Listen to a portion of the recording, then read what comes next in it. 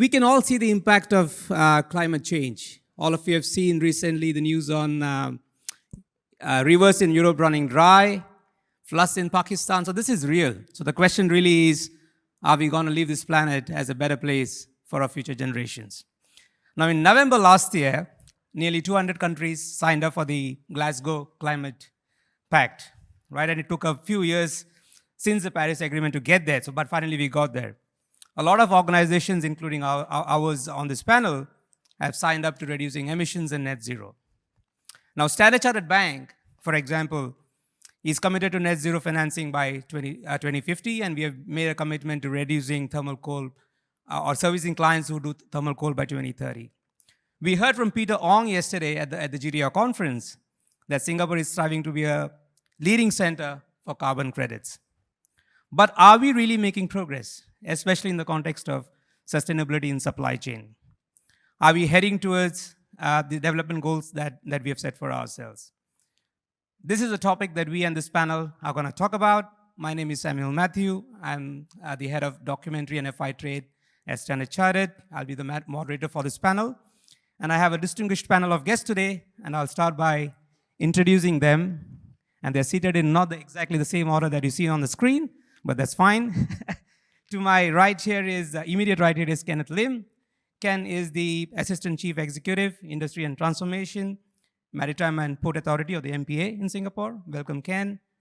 To his right is Steve Beck. Everybody knows Steve, especially if you've been attending GTR for the last few years.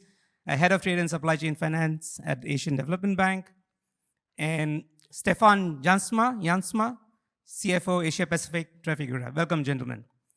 Maybe I can start with the first question to you, Ken. According to a study by CDP, the climate disclosure entity, supply chain emissions, which are typically part of your scope 3 emissions, are significantly higher than direct emissions coming from production and operating activities. On an average, according to the study, supply chain emissions are 11.4 times higher than operational emissions. Just wanted to get your perspective. How can companies take their supply chain and logistics, make their supply chain and logistics more sustainable, especially in the context of shipping and logistics? And what do you see sitting at the MPA? What are some of the things you've been seeing and doing? Ken. Thank you so much. Good afternoon, ladies and gentlemen. For those who are here from overseas, welcome to Singapore. I'm Kenneth from the Maritime and Port Authority of Singapore. So from my perspective, it is about marine trade, sea trade, right? Because if you look across the last 2.5 years, actually cross-border, there's no flight because of COVID. So the only transport that actually moved the goods, global supply chain across the world would be the shipping. And therefore, shipping actually accounts for 80 to 90% of the world transportation of goods. And therefore, it is an important area. And we have been working very closely with the shipping industry to work on supply chain resiliency, right? I think the last 2.5 years clearly shows how important resilience in supply chain is. And IMO has also set the target of decarbonization. So these two have now come into play. I want to thank the previous S&P speaker expert who actually show how Asia, ASEAN, Southeast Asia are still resilient, vibrant in terms of the manufacturing, which means that there's a lot of vessels calling on Singapore. Every year, we have about 144,000 vessels calling on the Port of Singapore. In fact, last year, we have a record-breaking of 37.5 million TEUs, which means there are 37.5 million containers that Singapore handles as a transshipment port. So we often want to contribute to the global supply chain as a transshipment hub because we help the vessels to do catch-up between the whole of Southeast Asia, the greater Asia. We play that role. And as many vessels call on Singapore, Singapore naturally become the top bunkering hub. And the top bunkering hub, last year we do about like 50.1 million metric tons, which is the biggest bunkering hub. The second bunkering hub is about half of that volume.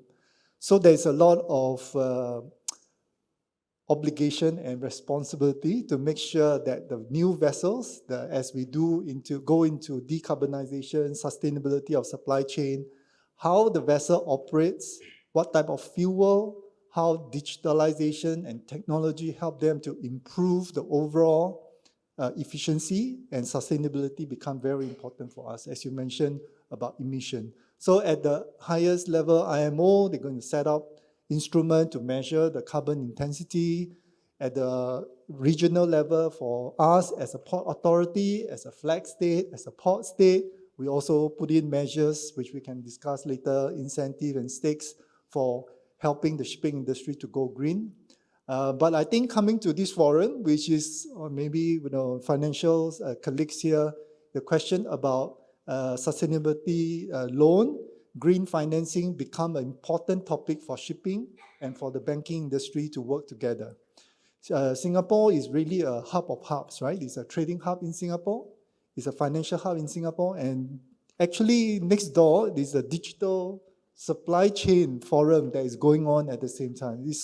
It is such a hub for all players to come together to collaborate. And we have seen many consortium that have started forming from a shipping owner to the bank, to the engine makers, to the fuel engine makers.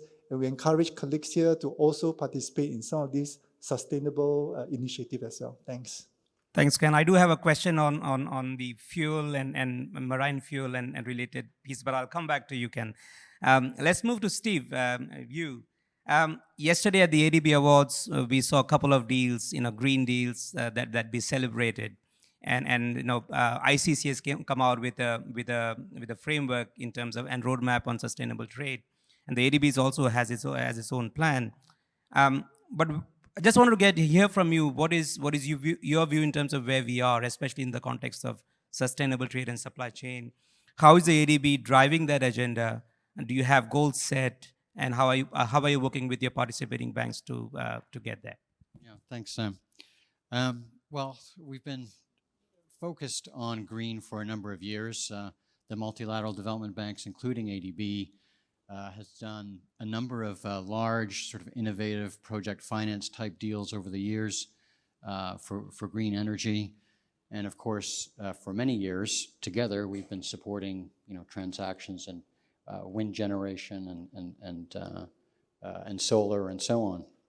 But now, I think there's a recognition that up to 80% of the global carbon footprint can be traced back to trade and supply chains. And so, it's incumbent on all of us to figure out how to green trade and supply chains, and it's a huge and daunting responsibility. So we certainly need to step up at the Asian Development Bank. We recognize that. So in terms of the commitment, Sam, there's a commitment to do $100 billion by 2030, and to have everything that we do Paris-aligned by 2025. Now, how exactly we're going to get that done, we don't really know, right? We're trying to figure that out, just like everyone in this room. Did you say 2025? Yeah, Paris-aligned. Yeah, absolutely, 100%. But what does that mean, right? And then sort of to your question, I mean, where are we? Well, so now we're super conscious of the importance of getting this done.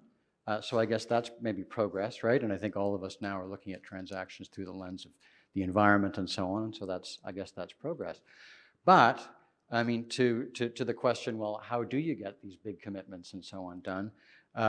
It's we're in a situation where we're operating sort of somewhat blindly, right? I mean, we don't know what the standard is, and where we've got these sort of notional standards from different places.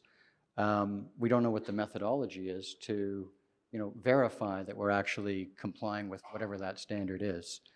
So in that sort of vacuum, of course, there are a variety of efforts. You've got companies, of course, coming up with their own standards, their own methodologies. You've got the rating agencies coming up with their their rating schemes and so on. Of course, this opens up the possibility that companies are accused of greenwashing, going to say greenwashing. So there are risks there. Now there's this sort of interesting sort of dynamic where you've got litigation going on, right?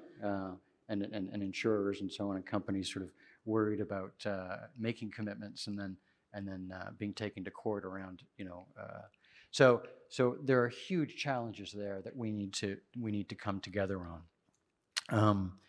But where I'm sort of optimistic where this is going to go, I mean, we've got the Monetary Authority of Singapore, of course, working with Stacks. I think Sharon's here. Where Greenprint. Exactly, yeah, Greenprint. So that's interesting. You've got the IFRS and the ISSB coming up with climate reports. So, presumably, possibly in the future, companies, of course, need to produce financial reports annually, and there may be a carbon report that they need to so hopefully these kinds of things are going to drive more clarity and acceptance around standards and methodologies. And then finally, I'll stop after this point.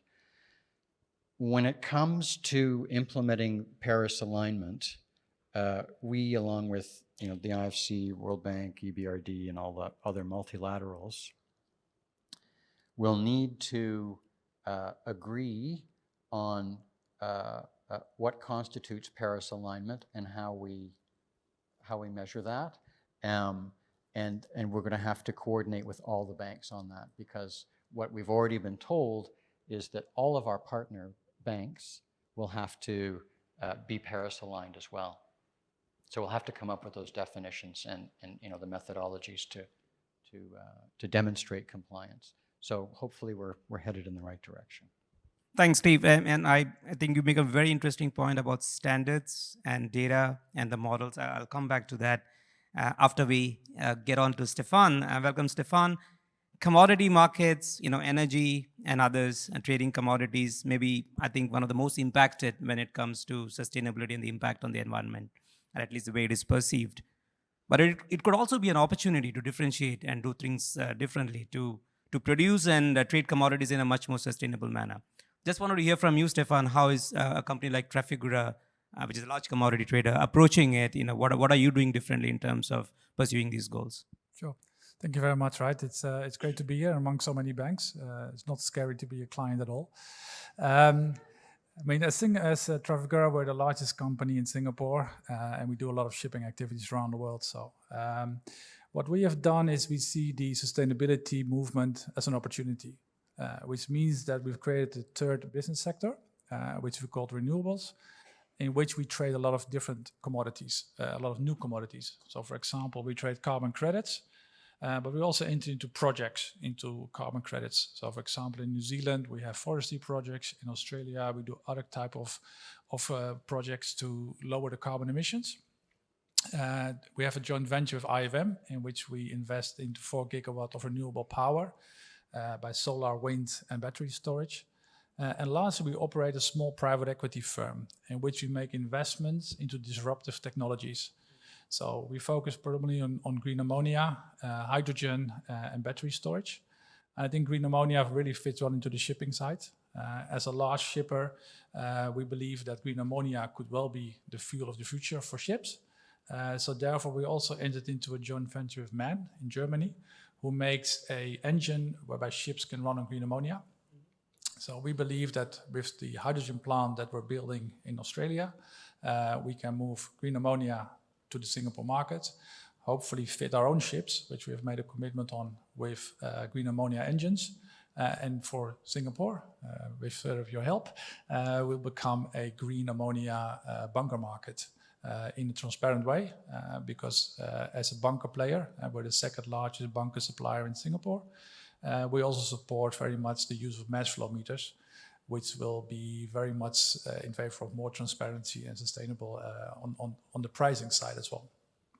Very interesting, Stefan. So not just trading commodities, but actually looking at producing credits or projects that produce positive carbon impact to the environment, and the hydrogen plant example in Australia. Is that an asset class that traders like Trafigura and maybe others will see as an important change in business strategy because that becomes a bigger part of your portfolio, when you look 10, 20 years into the future? Yeah, for sure, right? If I look today, the third pillar in our business makes less than 2% of the EBITDA that we generate.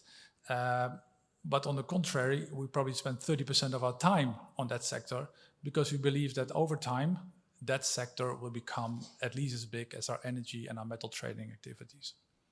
Thank you.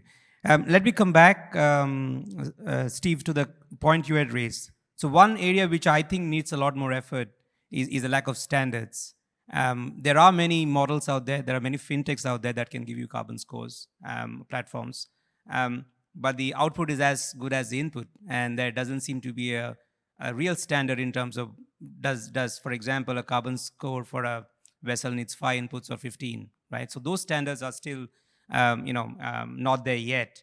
And then, I was recently very surprised, and I don't know how many of you know this, that Tesla, which is one of the largest and most successful EV companies, was dropped from the S&P ESG index.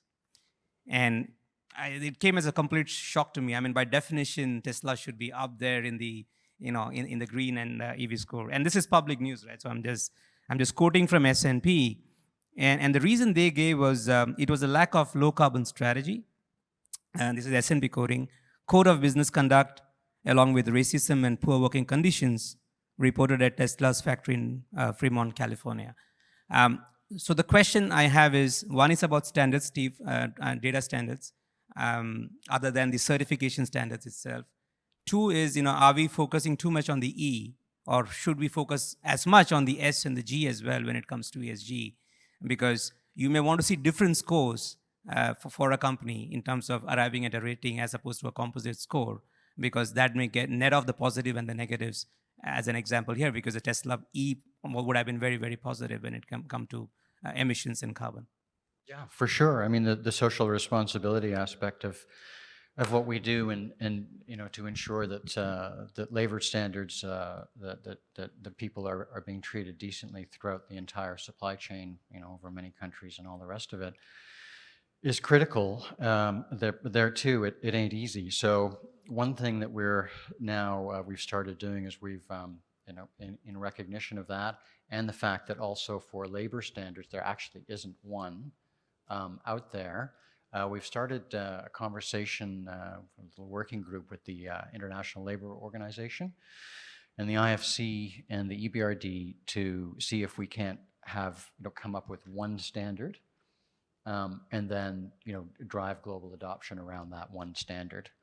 So hopefully that'll help with the standards, and to be able to pull in many people in the room into that conversation actually would be very helpful. So if anyone's interested, please let us know, and we'll get you plugged into the next discussion.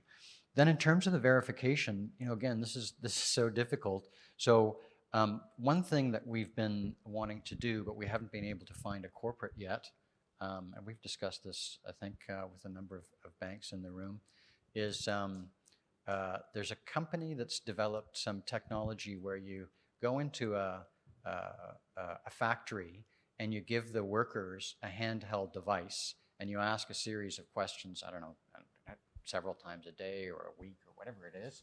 Are you being fairly treated, or whatever it is? And actually the questions need to be tailored so that you can represent that there is some compliance with whatever the local laws are, right, on labor standards. But we haven't been able to. So I mentioned that first of all, just because you might be thinking, well, is that really going to work?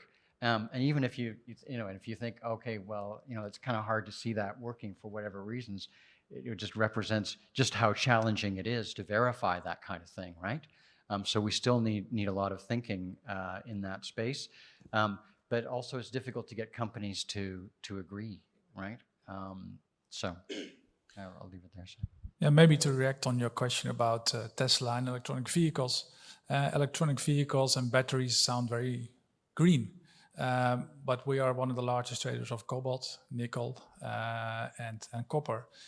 And of course, you go back into the supply chain and you start to wonder, where does cobalt come from? Well, 70% of the world's cobalt comes out of the DRC. And the DRC is very well known for child labor. So in that sense, as one of the suppliers to the battery industry, we've set up systems more on the S side in order to have responsible artisanal mining and avoid the use of child labor, and thereby being able to certify the cobalt as a raw material for the EV sector. And there we see a lot of attraction for car manufacturers to partner with responsible sourcing partners like ourselves. And Stefan, are you seeing more of that? This need for sustainably sourced materials coming down from the end consumers, EV companies, automakers, whatever it is. From where you sit, do you see more of that happening? Yeah, indeed, right. And it's Tesla doesn't use cobalt in its batteries, right? That's a unique thing from Tesla. But all the other car manufacturers are backward looking into where their supply comes from. Most batteries get produced in China, but of course it needs to come to the raw material needs to come to China first, and that's where they check and go into partnership with us, for example. Thank you, Stefan. Ken, coming back to you. You mentioned, I think the tonnage, 37 million containers is what I heard, Miriam. And I think Stefan mentioned green ammonia. I know there's been something in the shipping industry about low sulfur versus high sulfur bunker fuel. Do you envisage a future where Singapore, and maybe this is already true, I don't know, but where ships not carrying a certain grade of fuel, for example, are not allowed to unload in Singapore? Yes, indeed. I think the IMO 2020 regulation, which happens, so this 2022, 2 years ago, already kind of like enforced that the ships have to take only low sulfur or they must have abatement measures. But moving forward, the new fuel, like Stefan mentioned, the ammonia, methanol, biofuel, these will be all the future fuel that ship owners are now considering, which is why for the financial colleagues, this is the best time to engage some of the ship owners, because they are at the stage of looking at their new ships, right? They are going to build new ships, because to get to 2050 targets, and the ship's asset actually lasts 20 years, 25 years. So if you count backwards, by 2030, they need to make a decision. And to make a decision, they now need to have some years to make sure the technology is mature, which is why all ship owners are having this headache about which fuel they're going to use, which port infrastructure needs to be there. It is where then we come in.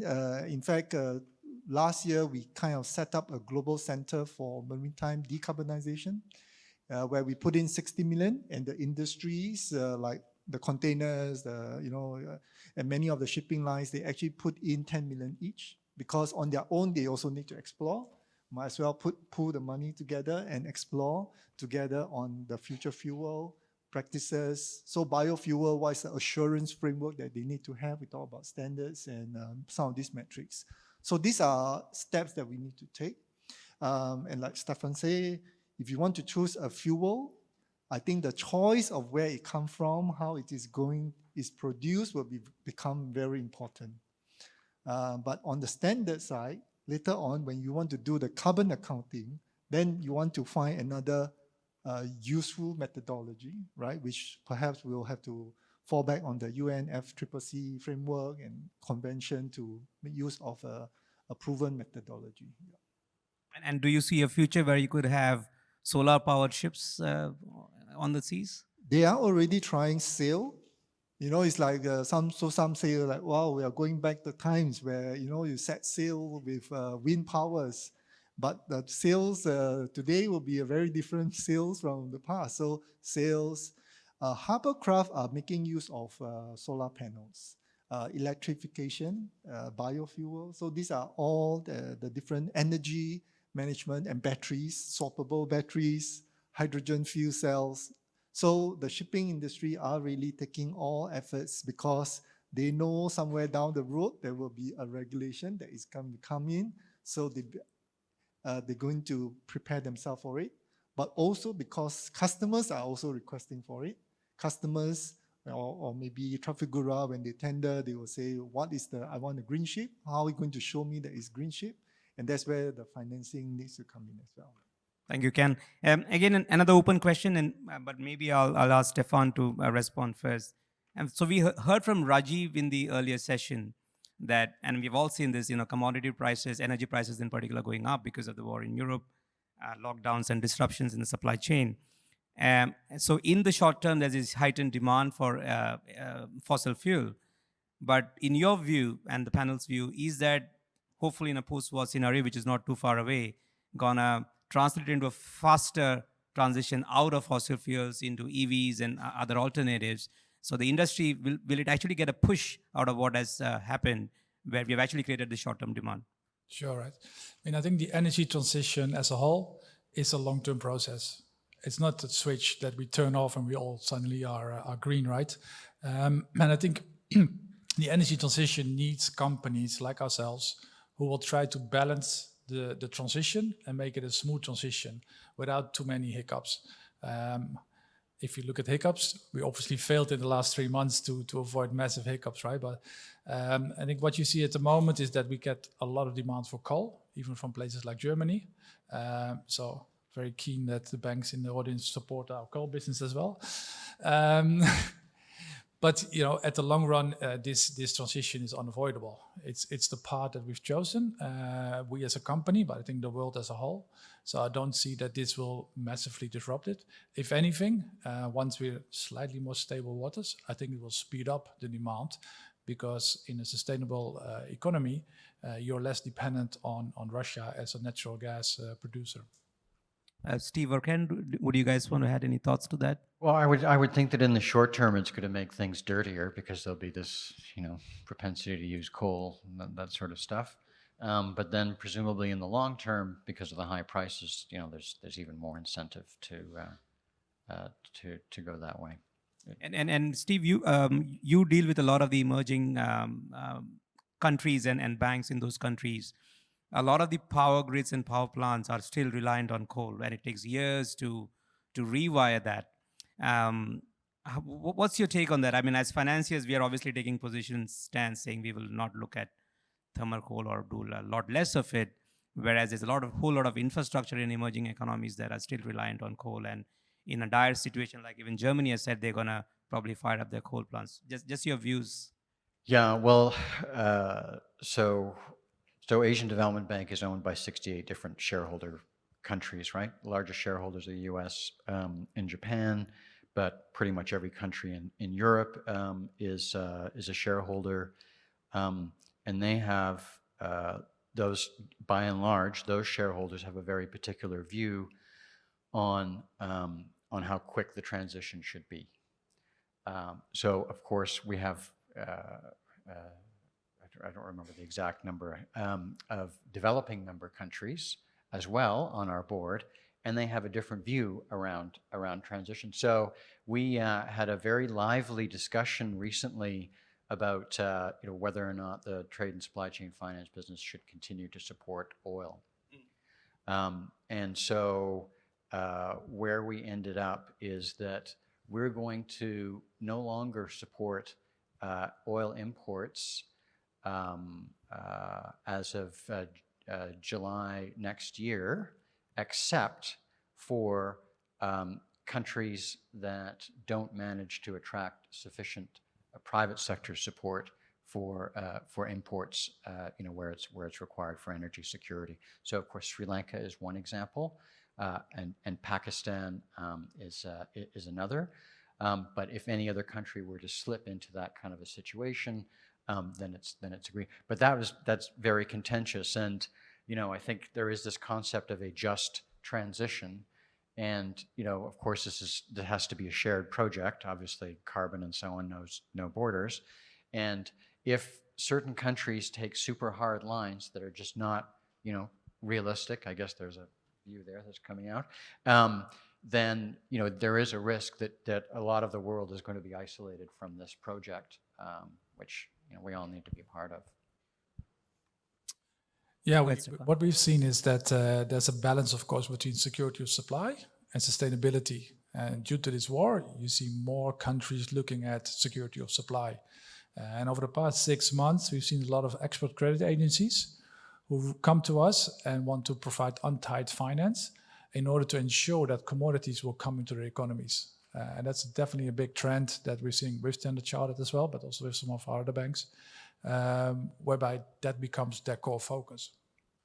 Valid point. I mean, when it comes to push comes to shove, security becomes important in terms of food security and commodities to fuel your plants, etc. So that's the dichotomy, right? I mean, it is a complex question, not straightforward.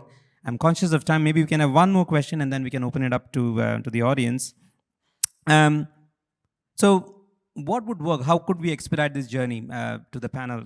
Is it a combination of carrots and sticks? Do we provide more incentives?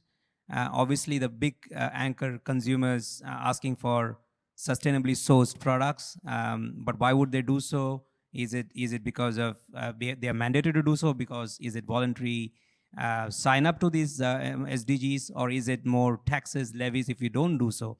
So the carrot versus the stick question, just your views, or does it have to be a combination? Maybe I'll start first to say that actually is both, but of course you may have stick based on regulatory requirements, you impose, whether it's at IMO level, at country level, port state, flag state, you can impose all the policies, but at the same time you need to understand that the shipping industry and the rest of the world need the ship to continue to carry goods. And therefore, the carrot is really about helping them to accelerate this development. And this acceleration, already you see a lot of consortium form. There's investment in R&D dollars, technology and all that. But it is the stakeholders coming together to make it work. I think that acceleration will happen a lot much faster. And I would think that a lot of awareness actually also needs to be there. Between financier and the shipping, from shipping to logistic to the cargo owner, that awareness of where do each of them play the role will make it a lot more easier for everyone to move forward. And I would say that beyond the fuel, there's actually digitalization, that using of technology, your electronic bill of lading, sharing of data, those are important aspects. And I think that's where, we partner with DBS and all that to work out some of these data platform in which we could share data, share the bill of lading data so that the banks can feel assured, and how regulator also can provide some of the visibility beyond mass flow meter and bunkering and so on and so forth. Yeah. Stefan or Steve? Well, on the social responsibility side, which I think is not too dissimilar from the environmental side, I don't think we can rely on the consumer to push. I remember there was this sort of horrible accident in a textile factory in Bangladesh, and even my mother was saying, "Oh, I'm not going to buy clothing from Bangladesh anymore." And everyone was saying, and we were thinking, "Oh, wow, this is not going to be good for Bangladesh." And so we were looking very closely at to see what the export numbers were, and the numbers continue to climb. I mean, memories are short and all the rest of it. I don't think we can rely on the consumer. There's obviously taxation, that's one. And then if we can drive it sort of systemically so that there are natural incentives for companies throughout the supply chain to lower their carbon, I think that's, that has to be it. And I think you and I, Sam, and certainly Kai and others have been talking about the possibility of linking sort of green transactions to the idea of having lower capital costs for those transactions, that those be transferred to the companies, and so then it becomes a pricing mechanism. But you need the data to do that properly, right? And now there's a really interesting discussion around does reducing sort of environmental risk really translate to less risk? And does that mean? What does that mean? Does that mean you're going to have less, a higher chance of getting repaid? Or so there's a lot to work through there. But if we can get there, and data is going to be dependent on the digitalization and so on, will help get the data, and it's a lot to be done. Thanks, Steve. Stefan, any views on that?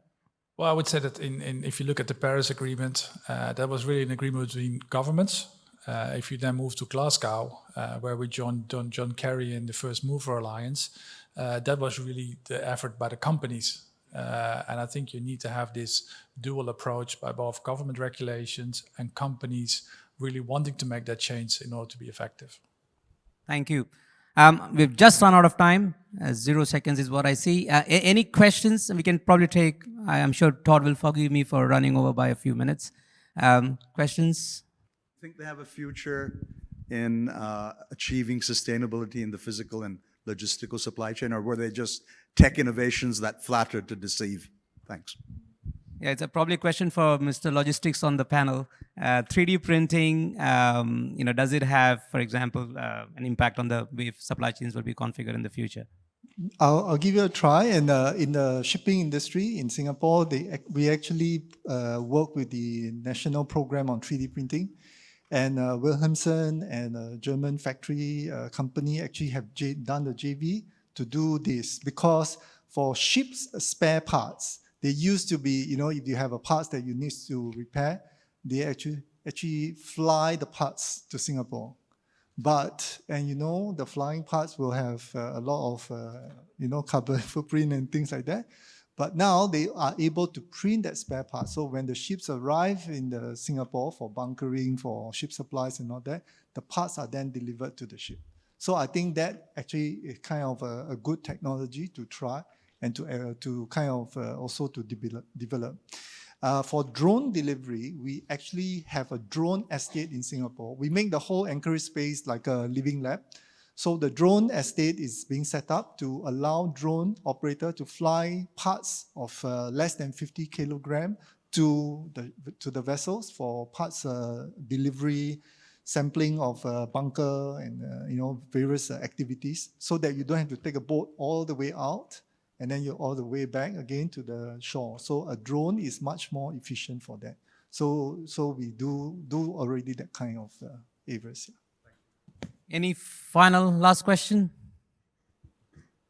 All right, otherwise, thank you very much, panel. Thank you. Yeah.